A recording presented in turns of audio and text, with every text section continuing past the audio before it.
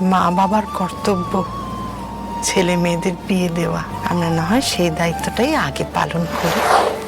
ওই 10 লাখ টাকা যেটা তুমি আমাদের বাড়ির জন্য জমিয়ে রেখেছিলে, সেটা আমি তোমায় পল্লবীর বিয়েতে খরচ করতে বলছি। বিশেষ করে আমাদের বিয়ের দিনে আমার বাপের বাড়িতে দাঁড়িয়ে তুমি যে কথা দিয়ে এসেছিলে, সেটা অক্ষরে অক্ষরে জানা সত্ত্বেও তোমার সেই জন্যে মন খারাপ হচ্ছে, তাই না গো? মা বাবার কর্তব্য ছেলে মেয়েদের বিয়ে দেওয়া। আমরা না হয় সেই দায়িত্বটাই আগে পালন করি।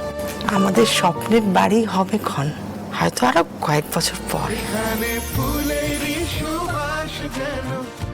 আমি কিচ্ছু মনে করব না।